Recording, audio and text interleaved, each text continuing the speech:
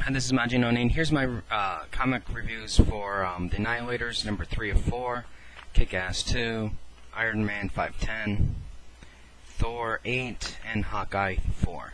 Okay, let's talk about Annihilators first.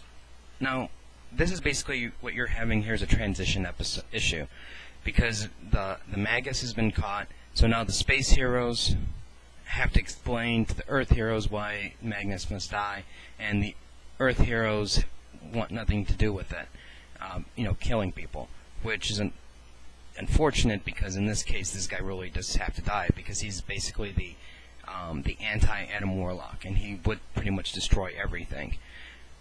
One thing that I thought I keep finding odd is, you have Captain America who, was with World War II, who saw massive amounts of death and carnage, but yet he doesn't cross that line to death any longer.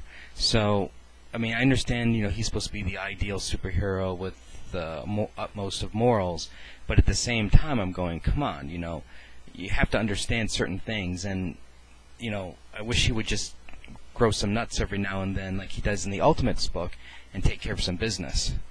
Other than that, what's really going on here is the Magnus sets in motion his plan, and a bad situation becomes worse, and it becomes worse due to the heroes. The U.S., not the U.S., but the world Earth-based heroes. Overall, it's a decent story. It's still in the process, so I'm sure I'll know better how well the series is going to end, when that last issue. But so far, I'm still enjoying it. Now, Kick-Ass number 5. Now, I know in my pull list I said I was really, really excited for this book. Now, because it stepped things up a bit. Now, the one thing I want to make clear is Kick-Ass 2 is still not a fantastic story. I think it's still it's a shadow of what it was the first time around. I think a lot of the stuff that I see in here is just designed for shock value, and I don't think there's a lot of substance to this.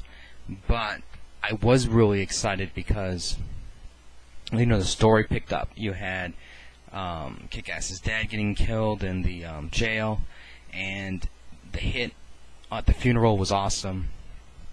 And the thing that really, really got me excited is Hit Girl is finally back in the game. And for me, that's why I really, really enjoyed Kick-Ass, because of Hit Girl. I think Hit Girl's an awesome, character. Better than Kick-Ass himself. So, I still don't think this is a great read overall. I'm not going to buy the trade, or I'm not going to do anything stupid like that based on what I've seen so far. But it picked up a little bit for me. Okay, Iron Man 510. This is basically dealing with the aftermath of Fear itself a little bit. You have Blizzard with a brand new costume, and you have the Mandarin working with Stain, causing some mischief. Now, one thing I'm kind of curious to see where they're going to go with it is, if you remember during Fear itself, Tony started drinking again, and he wore the Iron Man armor. Well, somebody figured it out somehow and subpoenaed the data to show that Tony was drunk inside the armor, and of course that's the Mandarin. So we're going to see where this is going to go from there. I think this seems to be a little bit smarter Mandarin, so I'm really curious to see where it's going to go. So I'm definitely liking this. Okay, Thor number 8.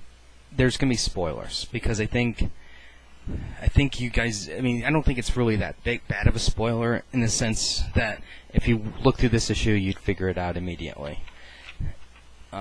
What's going on here is you have Asgard on Earth, Odin's sealed off Asgard, and you have the three mothers basically ruling Asgard now. Now, you have, Tarnarsis. He's been flying around, and everybody thinks that this is Thor. Now, one thing that was really turning me off about this character is, like, if you notice, sometimes when you look at him, some of the pictures, he looks like an alien because of the way they colored his skin. But other times when you look at it, it's more flesh-colored. And so that's causing me massive amounts of confusion. At least, is this a human character? Is this, what type of character is this? So anyways, as I'm starting to read the book, I'm going, okay, everybody thinks that he's Thor. They placed him during different parts of history, but Loki, he knows that's not Thor. He knows that's not his brother, but he can't remember who his brother is.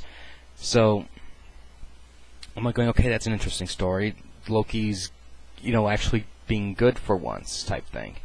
And basically what we learn is this guy really isn't Thor.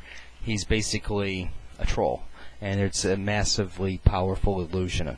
So once we know this, we know that there's another spoiler thing at the end, which I won't spoil, that shows you the fate of Thor. So he's going to come back. It's just a matter of time. So in this Thor death, I don't mind it as much because they're being pretty blatantly obvious, and they're not making us hang on to this, like, is he alive, is he dead nonsense for too long. But other than that, I enjoyed. I don't want to say I enjoyed it. I'm curious. If anything, I liked Loki the most out of this book. And finally, the final issue of Hawkeye in Ultimate Comics. Okay, if this comes out as a trade, I'm probably not going to buy it. I thought the story was just decent. It's not. There's really interesting parts to it, like the serum that's turning these people into superpowered creature or not beings. And if you notice, they go through the origin of these beings. And what we have here is Zorn, from the X-Men. And there's two of them. There's one that's the sky, and the other one is the ground or earth, like darkness type thing. See, here they are there. So I think part of me thinks that Hickman had this great idea, and he ran out of pages to do it in, because they just basically give Hawkeye the serum. They go, all right, here you go, we'll give you the serum, but it's going to cause grave consequences if you really want to take it. And I'm like, well, what about the epic battles? But then at the same time, I'm going, okay, while Hawkeye is he's a stronger, like, support character, there's no way he can take down extremely powerful characters. It just wouldn't make sense. And plus, he's so overwhelmed. If you had the Ultimates, with Captain Britain and some of his guys, then maybe, okay, I can see the battle going on longer. But in this case, it's definitely not something that he can handle on his own, especially since they can pretty much beat the Hulk.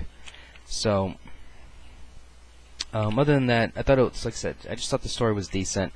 I think it kind of ended a little bit with a whimper to a certain degree, but that whimper, it's more like it just kind of ended. It didn't provide any, like, oh my god endings. It wasn't anything like that. It's basically to be continued in the Ultimates. So, we'll see where the storyline's going to go inside the Ultimates. Anyways, that's my review for these books. If you have any comments or questions, let me know. Rate the video up or down. Let me know what you think. I've still got to go through some DC books, but I want to play Saints Row, so that's gonna. I'm not sure when I'm gonna be able to get to the books.